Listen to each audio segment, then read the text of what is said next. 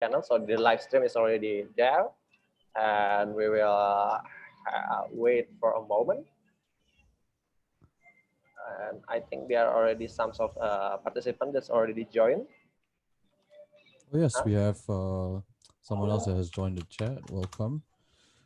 Yeah. Okay, Welcome, so and uh, so because this is the first webinar, and I forget where is my key. Oh my god. okay, so it's 6:14. We'll give it one more minute and then we'll start the conversation proper. I can promise you guys in the audience today that is going to be a pretty interesting kickoff to what we call the OPAI series, or Ordinary People Achieving Impact. And yeah, it's 6:15 already. You guys want to start? Okay, fantastic. Let's do it. The recording has started. Can we wait for 2 minutes more? Little bit? Oh, you're waiting for a couple of people coming in? Yes, exactly. Because there are some people that already email us, and I try to reply for them so they can join us. Sure. So for the people in the audience, just to reiterate a little bit, the way that today's session is going to go is that we will be introducing the two speakers of the day. They'll be talking a little bit more about their work in the social enterprise space. After that, we'll be having a little bit of a conversation about how their philosophies are with regards to ordinary people achieving impact. We'll be unpacking what those things mean. We also have the flexibility to answer questions from the audience. There's a Q&A tab at the bottom of Zoom. If at any point in time you have a question, I'll be keeping a very, very close eye on those questions and I'll be sure to get to them. Right? So if we could give it, Vantri, is 1 more minute okay before we start? Okay, 1 more minute.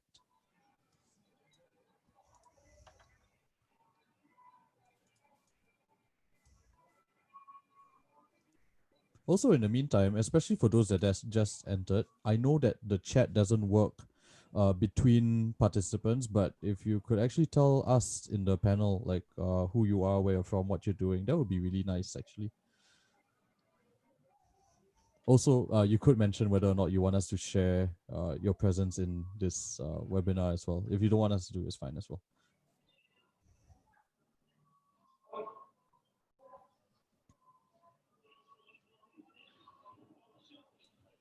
I'm going to quickly get a glass of water because this is going to be a long conversation. Give me 1 second.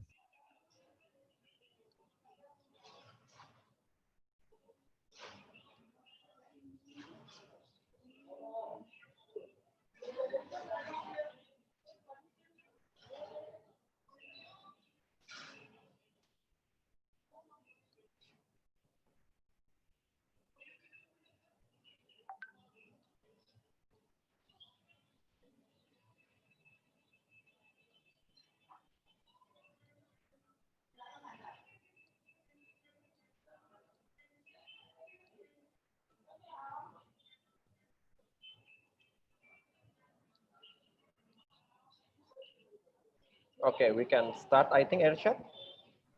Irshad's Oh yeah, having a water. So we will wait, and we'll start when he gets back. Everyone, that we will also have another session of webinar in after 2 weeks, and we will send you guys the information after this. And if you guys is interested to know more about our next webinar, it will be about diversity. And also I a little bit forget about the next one. And in meantime of the event, we will also give you this kind of informations. And also, if there are people that cannot join, we already have streaming in our YouTubes, and it will be also shared to you guys in the end of the session. So if you want to see back and know more. And after the session, we also will give you a chance to asking a question. So please be mind to raise your hand in the process, and you also can asking the question in the chat rooms. Okay, so I give it back to Irshad. Nice. Alrighty, so let's start the conversation right here, right now. So, hello everyone. Thanks so much for taking this evening off to actually join us on a conversation about ordinary people achieving impact, or OPAI for short.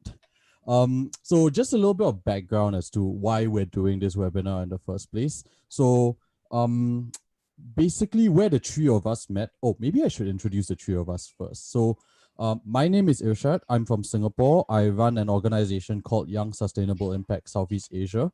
I'll be serving as the moderator as well as the MC for today. Today, we also have two very, very special guests who I've actually met, or two of us actually met in a program called the Changemaker Exchange in China. So Daniel actually runs an organization called Native, and Ivandri runs an organization called Indexa Law. So Daniel's from Malaysia and Ivandri is from Indonesia. And one of the things that actually came up during the conversations that we had while we were spending, how many days was it? 5 days, 4 days? 5 days, yeah. So we were spending 5 days together in China. We never knew each other beforehand. And one of the things that came up in conversations, this whole idea of, so we are a bunch of people that can be considered social entrepreneurs, but what about the rest? Like, what precludes them from actually creating an impact, and why are the social entrepreneurs that are the ones that are put on the pedestal, whereas everyday people that are doing good things, achieving impact somehow, like what are ways that we could do something about, not just like giving them more airtime, whatever that means, but also like how do we recognize the work that they do, and how do we actually empower more people to do such work. So that's the seed of how the conversation kind of started. It actually rested in our heads for about 6-7 months after that. And then all of a sudden, Evangeli kind of came out and like, hey, let's do a webinar series. And both of us were like, okay. And from there, what actually came out of that planning process was a very interesting set of conversations that will be happening from now all the way until late August, early September. Is that right, Vandri? Yes. Yeah. So that's pretty much how this came about.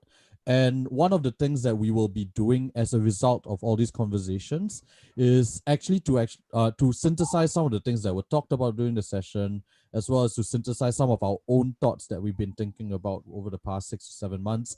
At the end of these conversations, what's going to happen is that we'll be creating a toolkit that will provide a little bit of a guide for anyone who wants to create some sort of an impact anywhere, like whether it's where they live or elsewhere. So how exactly that toolkit is going to come about, and this is the best part about this series of conversations that we're going to have. We don't actually have a full idea of what that toolkit is going to entail. We have we have a bunch of things that we want to include, but we do actually want to not just kind of look at articles online and just like consolidate all these different frameworks that are out there. We wanted a little bit more. And as a result, what would come out of these conversations are interesting anecdotes, interesting approaches that people have taken in order to empower other people to create impact, or to join other people to create impact. And that's what we are here today for. And in order to kickstart this conversation, Daniel and Ivandri have actually prepared a little small something for you guys, like a deck of slides each, where they'll be talking a little bit more about their work, specifically in like Malaysia and Indonesia first. And then after that, what we're going to do is that we're going to dig not just into their work, but also into their underlying philosophies as to why they're doing what they do, what they feel about everyone else either doing the same thing, or what could ordinary people, whatever that means, do in order to achieve some sort of impact. So without further ado, I'll be passing the time over to Daniel, who will be talking about his organization first. Yep, Daniel, take it away. Okay, cool. Thank you, Irshad. Give me a second to... Oh, I can't share my screen. You can. It says host disabled attendee screen sharing. Oh, already. Please try to share. Okay, cool. It works now. Okay, cool. Nice. Okay. Oh my, your face, guys. Yeah. So I know that Irshad said I'd be sharing about my organization, which I will. But I think given the context of this talk, I also wanted to share about like my experience as a person going through the journey of trying to create impact. So to add a little bit on top of the story that Irshad mentioned, this webinar series is called Ordinary People Achieving Impact, but previously we talked about it in the context of ordinary person attempting impact, where it was really where I shared about my journey of, going from being a student to being an adult in my career, or sort of an adult trying to make a difference. So I wanted to share like my experience with that and how it relates to the topic. So just a quick introduction about myself. I am the founder of an organization here in Malaysia called Native, where we work with indigenous people, or locally known as the Orang Asli, to set up community-based tourism ventures, where we bring guests into their communities to have meaningful experiences with them to better understand their culture, as well as generate an alternative source of income for them. I'm also part of another organization called EPIC, which ironically stands for Extraordinary People Impacting Communities, which is kind of where the whole OPAI thing derives from, fun fact. So what EPIC does is we create opportunities for everyday people to go on service experiences, where we mobilize volunteers to do things like build homes, and that's really the foundation of our work. So professional credentials aside, I am originally from Penang Island, which is a small town on the west coast of Malaysia. And I only came to KL, or Kuala Lumpur, which is our capital city, when I was about 19 years old for university. And that's really where my whole social impact journey began. So sometime throughout university, I studied civil engineering under massive conservative Asian parent pressure, where my older sister is a doctor, my brother's a lawyer, and my other sister's an accountant. But throughout that whole process of studying, I started to feel very ordinary. I felt like, I got to be special in some way. Sorry about that. So on that note, I started looking for opportunities to explore beyond what I had in front of me. So I discovered EPIC at the time. It was called EPIC Homes, where you would pretty much jump on a bus with a bunch of strangers and go on a journey to go to an indigenous people's village to build a home in 3 days. So I went for that and I felt very empowered by it. I felt like, oh, this is special. I'm meeting people who I would normally not meet. I'm doing something good. So it kind of really helped me build some confidence that actually I am in a position to make an impact. I am able to make a difference. And that whole feeling of being ordinary started to fade away. But at some point on one particular trip, I also, so happens on the way to the village, I sat on the bus next to the founder of EPIC. So his name is Johnson. I think some of you might be familiar with him in the Bosch Alumni Network. And from there, I told him, hey, like I feel that I want to do more than just be a volunteer. So we started exploring ways we could work together, and eventually I found myself going to an Orang Asli village by myself, and was located pretty close to my university. And from there, like I had my first real encounter with the Orang Asli as people, and not so much as beneficiaries, in the sense that I used to look at them as I'm doing charity. But in this case, I really sat down, I spoke to them, I got to understand them. And over time, like I had this thought that, my university at the time did a lot of charity work, but it was very discoordinated. It was really all over the place, and it was really one time. So what I wanted to do was to organize everyone to come to one central place, or at least one community, and try to make a big difference there. Like small steps add up. So it was, this happened over the span of like 2-3 years, where I tried convincing like my friends of friends to come with me, go to the village and try to, at the time, the only thing I knew how to do was build a home. So that's pretty much what we wanted to do. But for the first year, it didn't really work out. Like people thought that, you're trying to do something weird, it's not going to work. But, in Malay here, we have a saying that translates into efforts there, success, which is pretty much where if you keep trying, eventually something will happen. And eventually we got around to building a home for one particular person named Faisal. And this picture is pretty much the home that we built together over time. And from there, that's really when when I graduated, I ended up joining Epic as a staff member, and eventually I started Native. And that really gets me thinking about how, on the left, it's when I set up a booth sometime in university, sometime in about 2016, to try to convince people to come with me to this village. And this was sometime last year when I went for a pitch for Native, and we won some funding in Singapore. And it really made me reflect about how within a 3-year span from someone who really didn't know anything, who thought about things a certain way, I am somewhat a bit further. I wouldn't say I have things figured out, but I feel like I understand things a little better. And when I think about that, I think about all the marginalized people I have met. So throughout my work, I've had the opportunity to sit down with, I would say literally like hundreds of different people to really get to know them. And I realized how much of my journey is really enabled by them. Like, of course, they are people who are in need. There are things that they need, but there's a lot that they have to give as well. And I feel like my whole career is something that, in a way, it's something that they've helped me build as well. And I feel like this is a gift that I could not really repay, no matter how much, like, how many homes that we build, or no matter how much work we do with them in Native. And that really made me think about how we choose our lenses in how we view people.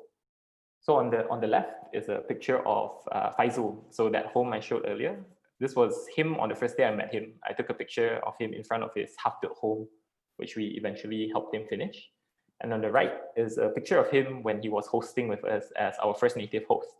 And even then, when I think about it, like, Native really only was able to exist because he said yes to trying to work out something with me. So that raises the question, like, is someone needy, or do they just need a little bit more to fulfill their potential?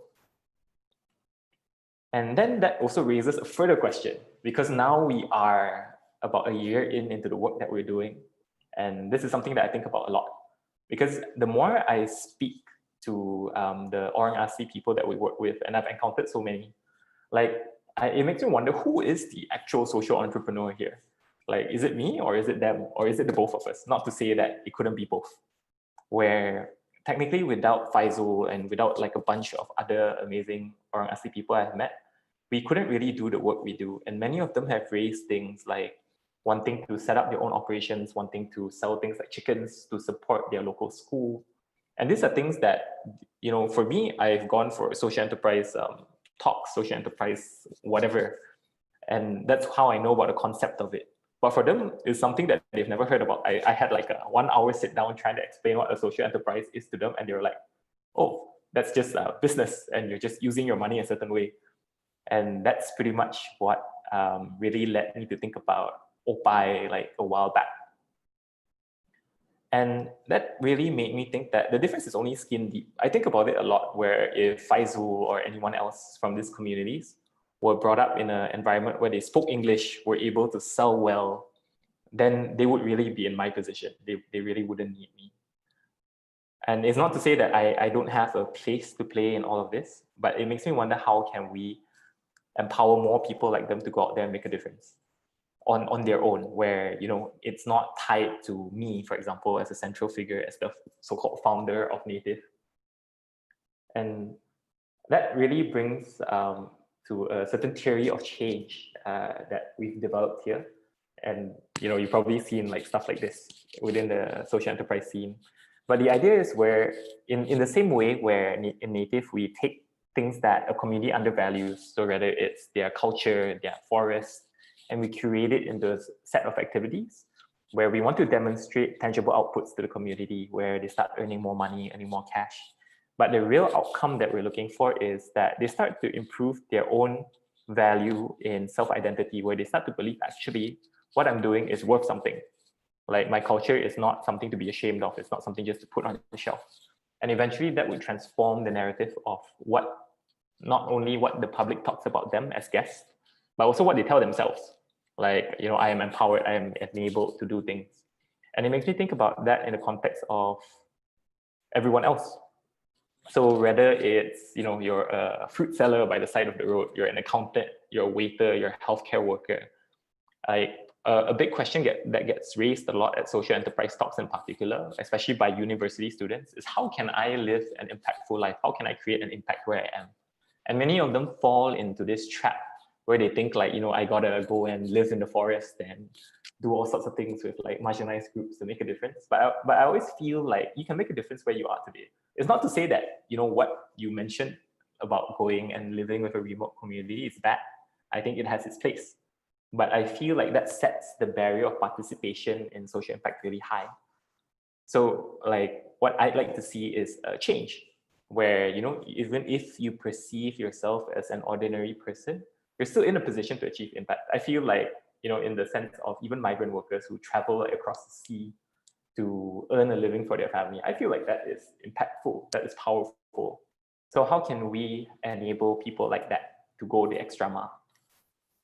And yeah, and that's really all I have to share. So I would leave you all with the question of how can we support more ordinary people in making a difference? And how can we all go that extra mile? Thank you. Back to you, Irshad. Thanks, Daniel. And wow, that was quite something. And we will be digging a lot more into some of the things that you brought up over the course of this conversation. So just be prepared for me to dig a little bit more into some of those points. Thanks so much for sharing. All right, so we have Daniel who has talked a little bit more about his experiences in his own journey as well as his own social enterprise. So now we'll have Ivandri to give a slightly different perspective, where he'll be talking about the work that he does over in Indexa Law, Indonesia. But yeah, I'll leave it to him to kind of give that introduction. So Ivandri, take it away.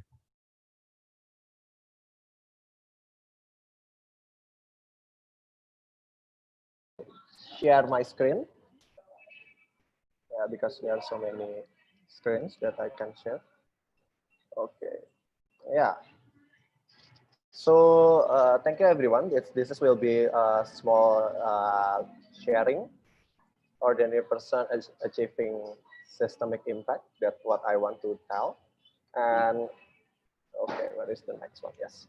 So yeah, this is a little bit introduction. Like next, okay, why I really intriguing with the OPAI thing? So outside of the things that we done in index law, so we're focusing to helping the governments and civil society to bring more justice and unjust process to more just process in judicial area and also the regulatory process. We're also seeing that there are so many conditions that I, as a personnel, cannot help in the limitation of index things, because yeah, back again, we are a startup focusing to making access for justice for everyone, focus in technology sides, helping governments. But we never go to the grassroots.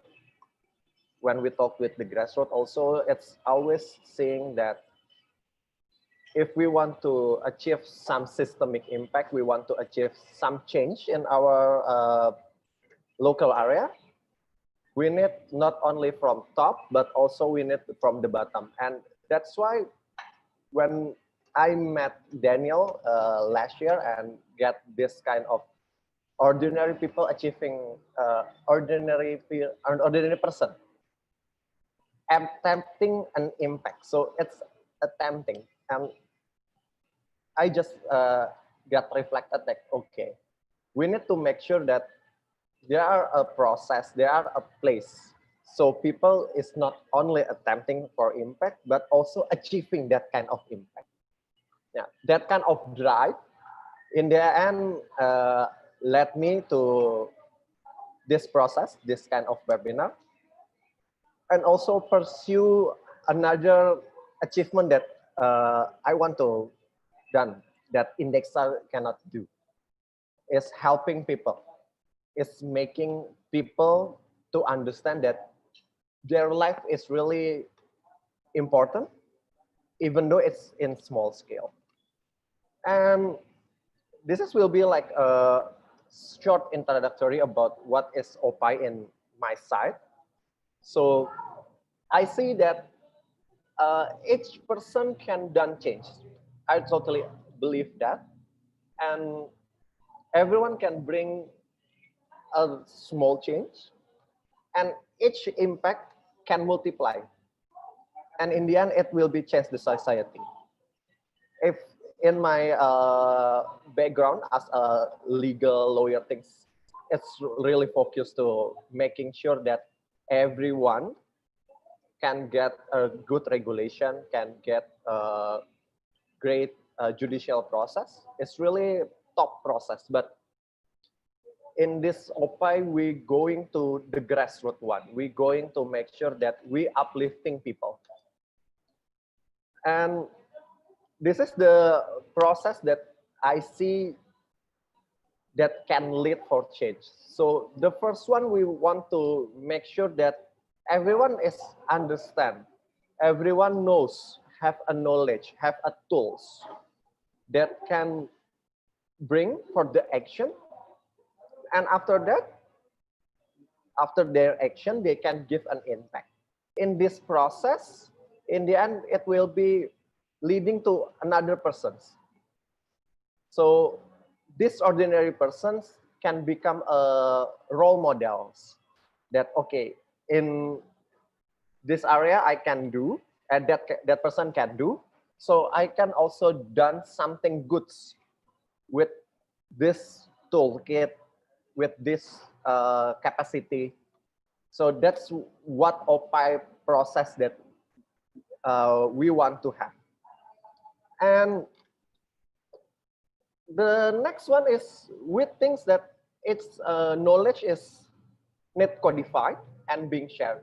So there are so many people that doing this. There are so many books talking about how to achieve something, how to become a change maker, how to become a person that have impact in your society.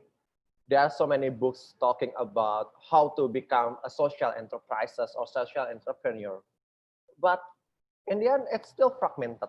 And in the light of hope that our process, our journey can be codified, and other person journey can be codified and can be as a part of learning process for other persons. It can be helping for another Irshad or another Daniel or another person outside there that want to achieve more and want to bring more for their communities with this knowledge. Because sometimes in my experience, even there are some of problems that happens in my ventures. It's also happened in some of civil society in Jakarta. Or it's also happened in some civil society in Jogja, or even in governments services in Indonesia. So that kind of problems can be solved, but because we don't know, we see that, okay, we already broke to our routines.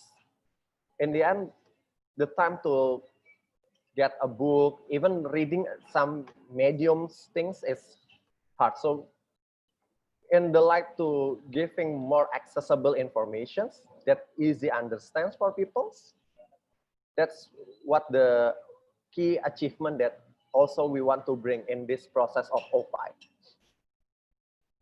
And also that's this is the last things that I want to share about cognitive empathy, that we want to make sure that everyone is really understanding that change making value is an universal things in their faith. So when I go to, let I say, to Thailand, or I go to Myanmar, Laos, we can talk in different language, but we are in the same mindset of impact. We are in the same mindset to bring change for our local conditions. That's what the cognitive empathy paradigm shift that I as especially as a persona want to bring. So the change making is not only for social enterprise, not only for leaders, but for everyone. I think that's all. I give it back to Irshad. Thank you. Thanks so much, Bandri. And thanks so much for sharing both about a little bit about your organization and also a little bit more about your own perspective about what it means for ordinary people to achieve impact. So I have about 10 questions to get through. We may not get through all of them in the end. We'll see how this conversation kind of pans out. For the audience that's currently watching us, like if at any time you happen to have any questions, feel free to just drop us either in the Q&A or just in the chat. Either is fine.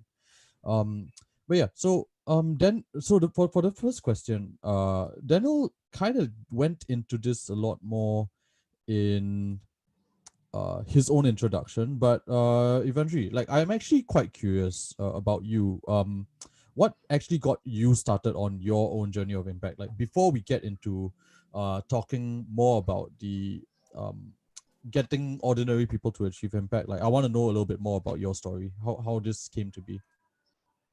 So,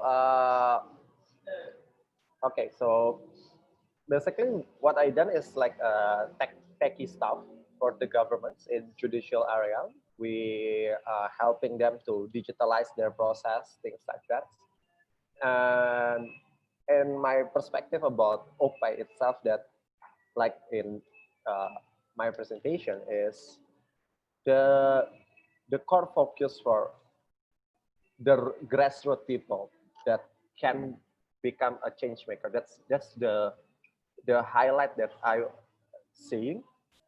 And like Daniel said before, that sometimes we will came across with the condition like, okay, are we going to this kind of changing? I'm a change maker, or are the people that using my regulation will be the change maker?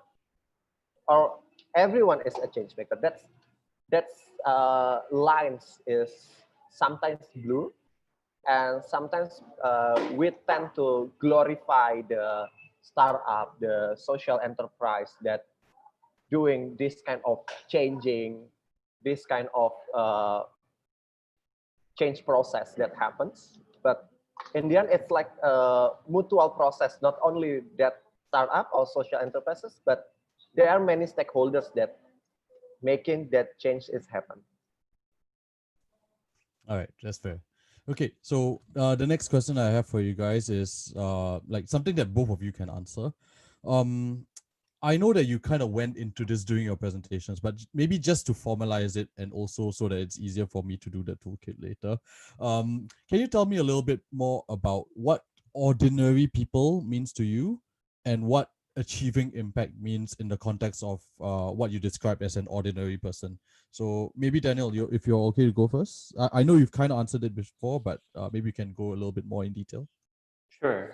I think in this case, ordinary people really means anyone, like literally anyone, which I think does not help you in making a toolkit because it's a very wide demographic. Yeah, but I would imagine that it would serve like anyone who's interested in it can use it.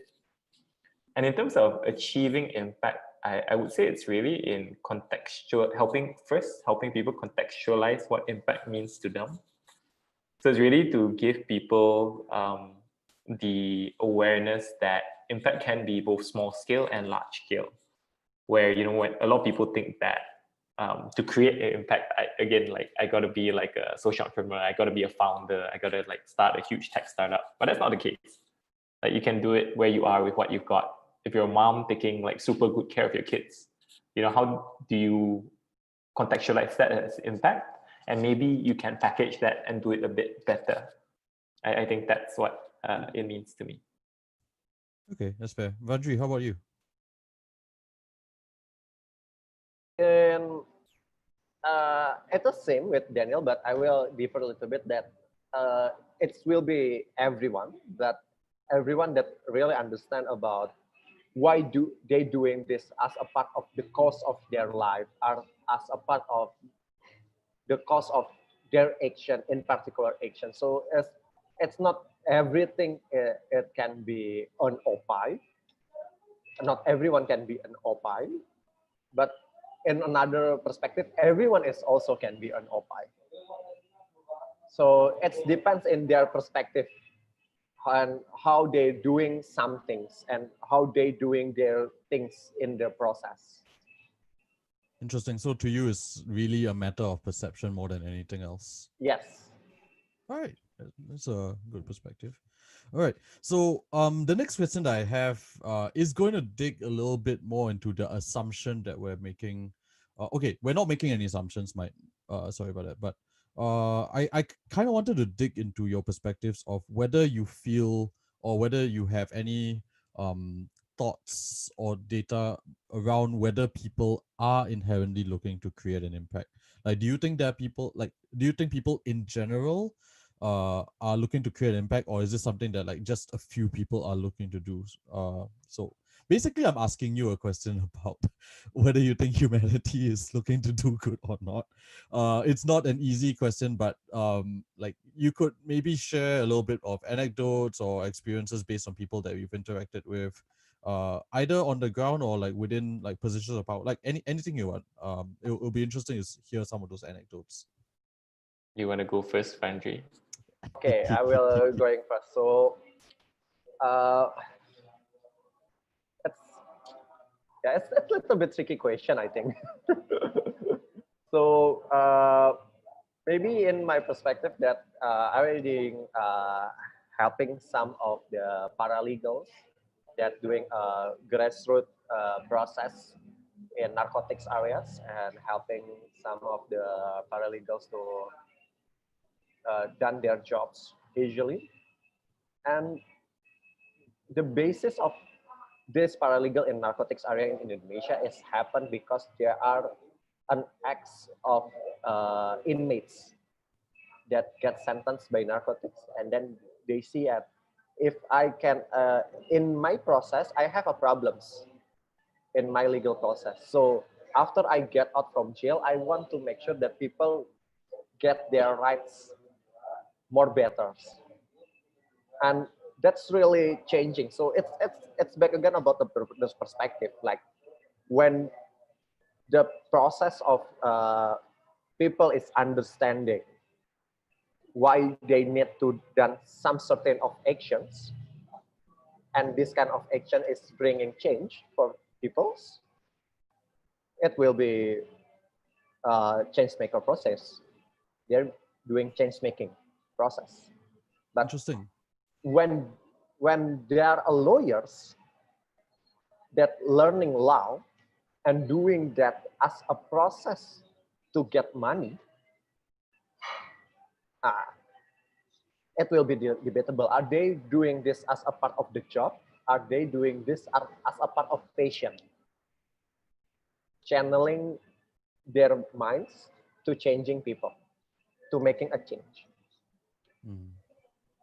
I think So that's in my perspective. So maybe to dig into that, like some of the things that came up from your answer was that if people are presented with a situation as well as a, not say right way, but like a way that is you can do something in order to help someone, like there's a general inclination for people to actually take that particular path. And as for whether or not like a particular profession enables the whole desire to be more impactful, or whether they will use that for their personal gain, like to a large degree that's something that is very personal at the end. But I think from your response, like the initial question was like, do you feel people are inherently looking to create impact? It seems quite clear that if they are presented with either the opportunity or that clarity to of action to actually create an impact, like generally people would be drawn towards it, in your view. Okay, that's cool. All right, Daniel, what do you think? Simple answer is yes. I think if you look at it from a statistic perspective, especially like with all those employment interviews with millennials and stuff like that, like a lot of people quote that they want to work at a place that creates a positive impact.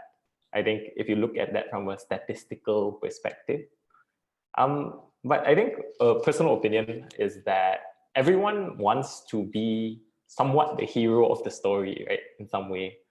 So most people, assuming that they are on a moral path, so to speak, in their own context, they would not naturally want to do good things. I think there was once I saw this video on Facebook about an FBI agent, and she said something really interesting that I remember till now, that in the mind of a terrorist, they are the good guy, where even though they kill people, they believe that what they're doing is the right thing, and to them, they are creating a positive impact. So in that context, it would be where, you know, everyone does want to make a difference. It's just that it might start off with good intentions, but it can become very warped to have very bad outcomes. And that's where you get all the messed up things that we have in the world sometimes. So yes, simple answer, yes, I think everyone wants to do good. That's fair. And I appreciated that you kind of dragged along a little bit of statistics over here. It really makes my life a bit easier. Thanks for that. So the next question that I have that I want to dig into is, okay, so now we kind of have a premise that if people are presented with the opportunity, they would probably want to do the right thing. And even if they're not presented with the opportunity, there is a outcry for them to be given the opportunity to be able to give the right thing, which is reflected in the statistics that you've mentioned. So I want to dig more into going beyond these people and more like public perception as a whole. So there's a very common notion that goes around where there's an idea that you can either do well or you can do good. Or another way to kind of look at it is that you should be doing well first before you're doing good. So let's say you are a person who already is in that mind frame of wanting to do good as an individual. So how do you then tackle this mindset that might be prevalent amongst people? Or how do you tackle something that's even harder, like apathy associated with people that don't see the point of creating a positive impact? I realized that maybe I should have given you guys the questions a little bit earlier, but yeah, I mean, okay, let's break it down first. Like, how does an ordinary person try to tackle apathy around people that may not want to achieve impact? That's maybe there are some of articles that said that if people not get this positive vibe by their self, it's never can be inflicted, or they never can get no, okay, there are things that really good or great in something else, in some process. So they need to feel it. They need to get, oh, I get some, it's like when you go to cashier and then you get a little bit smile and get in the end, have a good day, blah, blah, blah. But with a sincere process, it will be really different when you get from a cashier like, okay, good day, but it's like a template. The touch feeling, it's really, I think it's really important, and how to make sure that the empathy will be channeling from one person to another person. So the main point that you're trying to bring across is that like one way to combat apathy is to somehow be able to implement a process of channeling empathy in some way or another. Yeah. Okay. Daniel, like what's your perspective on it? I think it's similar to Vandri's in the sense that empathy plays an important role. But I do feel that apathy is always a product of like past experience, at least like based on, you know, people I've met and even like to some extent myself. And around like apathy, like since it's built on past experiences, it's also where people develop like certain limiting beliefs around their experiences. So like, for example, I don't care about the world because the world doesn't care about me, right? But it's really digging down and finding out like what triggers someone to think that way. Or I think one very common thing, I don't know whether like most women in the attendees can relate, is that I've met some women who say, all men are terrible. Like I've literally had one woman tell me before, like, you're a man, the only right you have is your hand. But if you speak to this person more and you wonder like why they're so aggressive about it, you find out that they've had very negative experiences with men. And in some way, I wouldn't say it validates like a generalization, but it does validate like a certain point of view. If all you know are bad men, that's what you're going to think. So I suppose it's raising the question of how do you destroy this limiting belief in the same way that you want to destroy like negative perceptions about anything else. Because I feel like those are the things that create apathy in the long run. Fair enough. So identifying that limiting belief and then taking steps to kind of not combat it, but like address it, deconstruct it, and eventually hopefully overcome it. All right. And also, I'm very cognizant about the fact that it's basically 3 guys on a panel just talking about impact. Rest assured that there are 9 more sessions that are happening, and we do have like female panelists that are lined up. So do bear with us on that. This was really meant to be. This is the first one. This is the first one. So we will have a more gender balance stuff. Yeah. All right. So I do want to dig into like just three more questions if you guys are okay with that. Okay, so the next question I have for you guys is the whole idea of whether or not, okay, so this is a new one. I did not send this to you guys, so just take your time to think about it a little bit.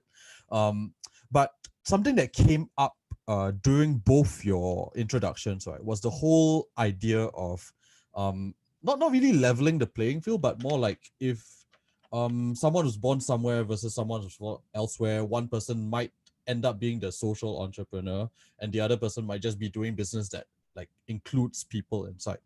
And that actually got me to wonder, and it's a little bit of a logical leap, so bear with me on that.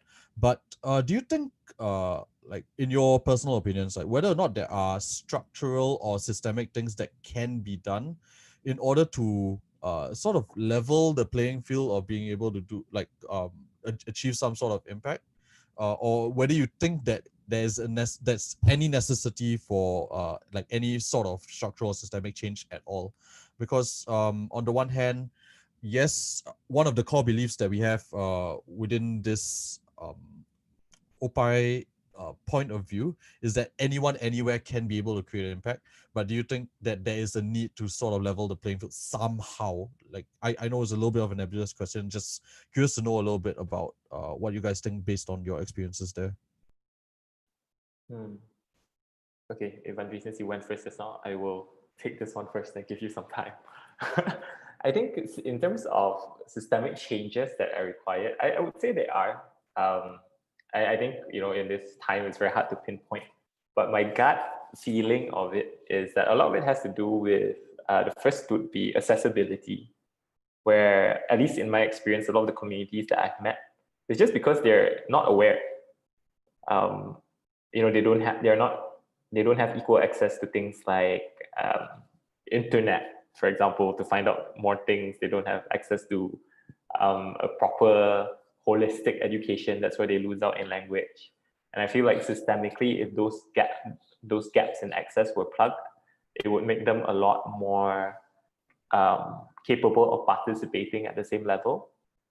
I think the other would be equity, in the sense where, as people who run social enterprises or do business, it's really up to us to set the precedent of how equitable you want to be with your beneficiary, right? It's a very fine line. Beneficiary, partner, these are all like labels that get tossed around. But it's really up to you how equitable you want to be, how much effort you want to take to educate your, your communities that you work with to whatever extent you are capable. And it's not to say that it's an obligation, no one's expecting you to give like 90% of everything to them, because you got to eat too, But it's just how you structure it, like what is your intention of doing it. So I think, that's another thing that I think, if you were to address that systemically, it's just to have that conversation more between people who do this type of work. So whether it's nonprofits, like businesses, social enterprises, I think the list goes on and on. So yes, I think this is enough for Vanji to jump in.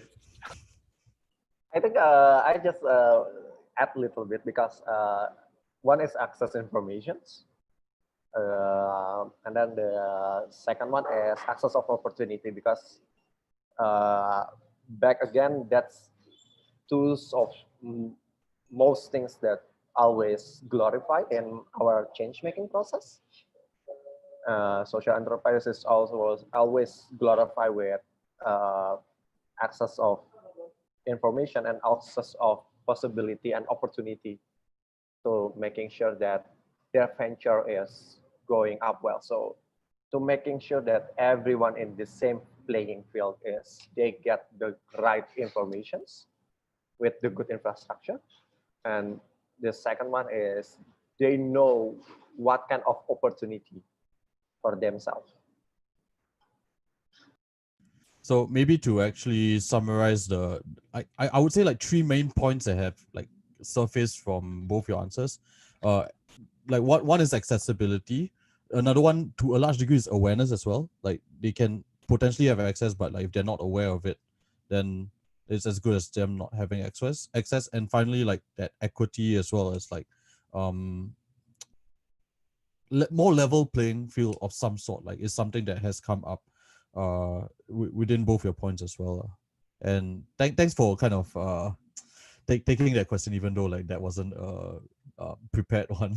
I kind of felt that yeah, it seemed pretty important for me to know about as well. Okay, so we have a couple more questions left.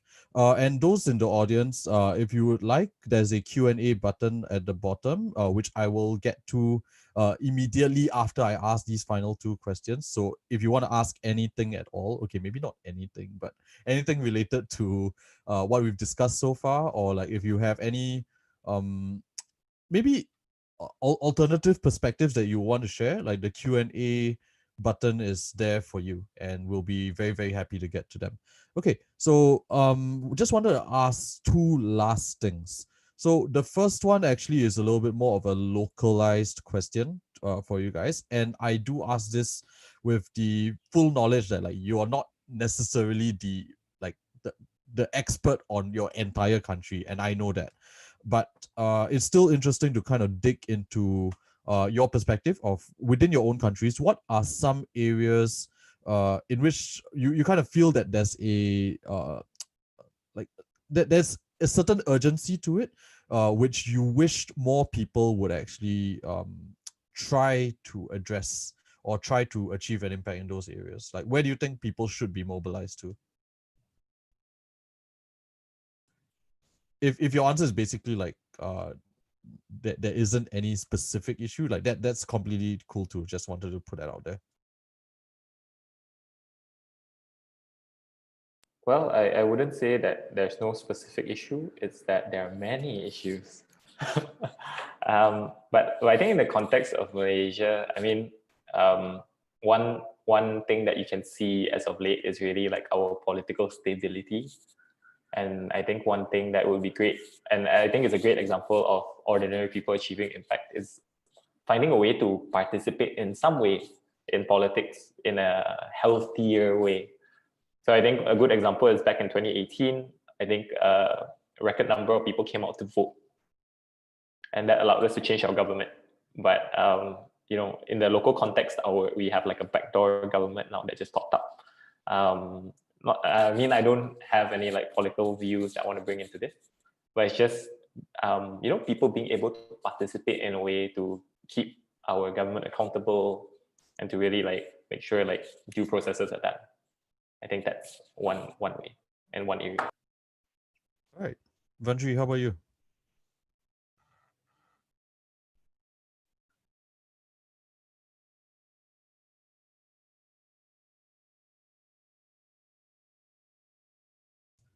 Okay, Not sure what happened there. Yeah, I just No, yeah, there's a little bit of a glitch, I guess. yeah, a little bit glitch. Really Sorry about sorry. that, guys. So, I think the particular area maybe in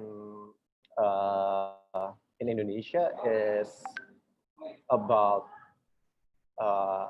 poverty. I think that's things that we need to mobilize more people to reduction for poverty is really sensitive things.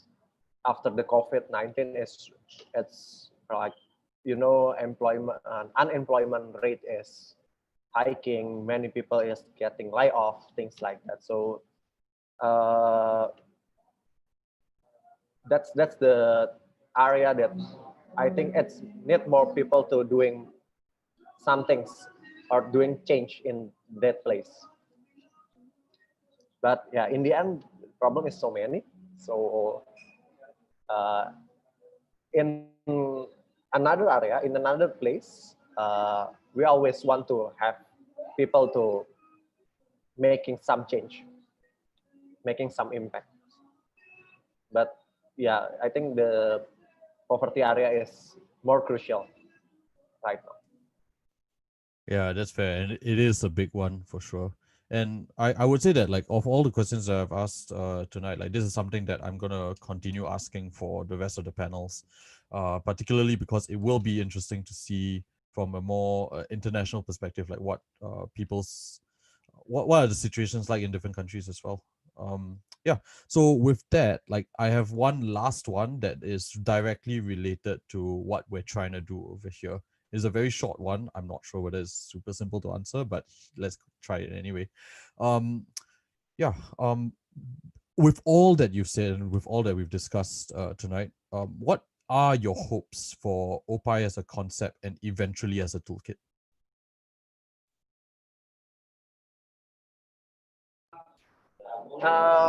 My hope is it can be used by everyone. It's simple and can bring more impact for our society. That's what I hope in this platform. All right. So simple and usable. Daniel, what about you? Yeah, I think definitely usable for the right demographic. I think the last thing I'd like to see it become is, one of those other like almost biblical level texts that only a very particular group of people understand. So definitely simple and usable. I think I'd also like it, to be able to change people's mindsets about like what it means to achieve impact. I think that's something I really like to see. So I'm not sure whether to ask this slight follow up here. Um, I mean it is a pretty small group, so like if you don't mind me asking, right? What to you represents like a like biblical level sort of text within the social impact space that like, while is important, is something that is a little bit dense and not so easy to understand. Well, I think there are, if you just try googling something along the lines of like working is like indicators of good housing, for example, on Google, it brings you to all sorts of articles. But honestly, if you don't have a PhD, you're not going to understand like what's going on. Like in terms of the way they explain it, the kind of jargon they use, the type of language, the amount of assumptions that is made in the text. Yeah, I really use that as an example. Although I understand like it's an academic example, but yeah, I think maybe that's what I mean. Like I wouldn't want it to be like super academic, I guess. Okay.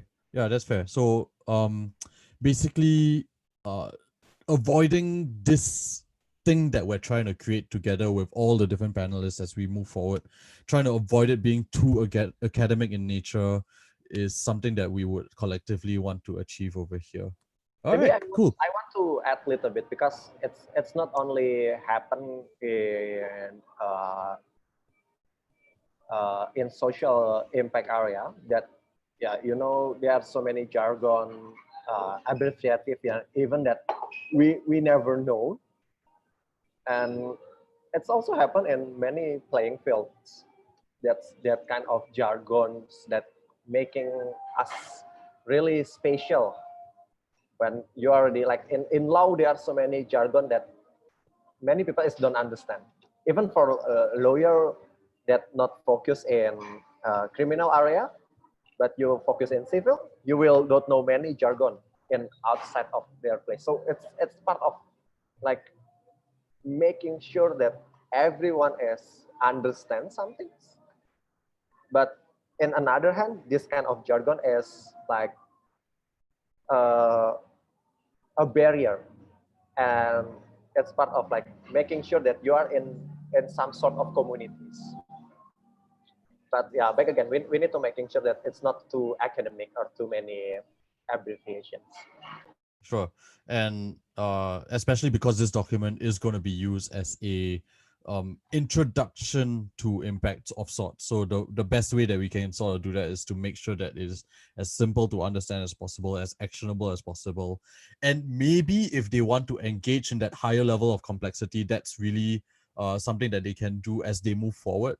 But the best way to democratize impact or democratize the ability to make impact is to make that initial entry point as simple as possible. Okay, so it's interesting because like that's my last question, but on the topic of like different texts or books and stuff like that. So we do have one question.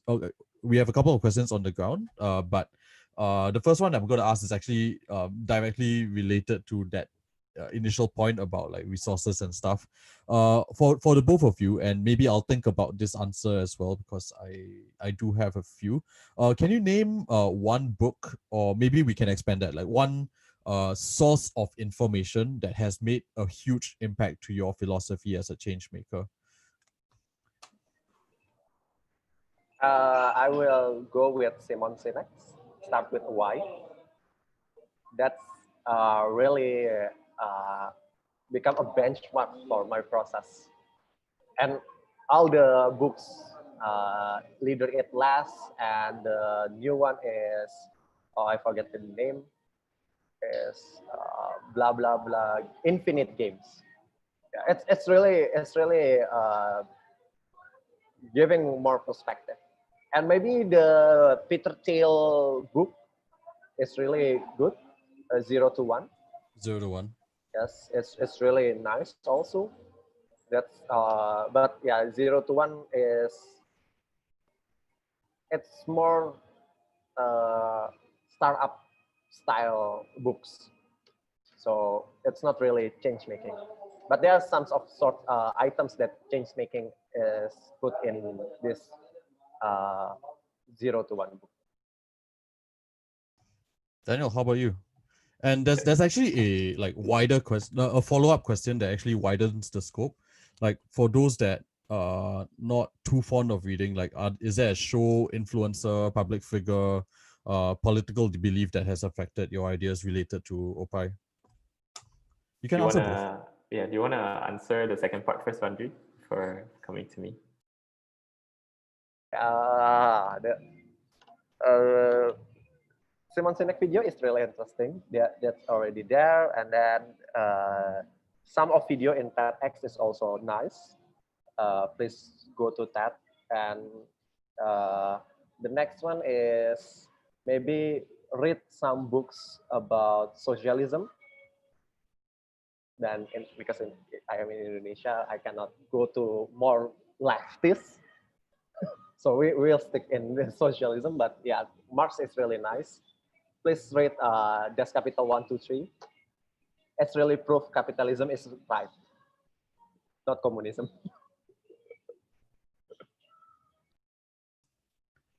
All right, then. Oh, we have a comment. Okay, blueprint.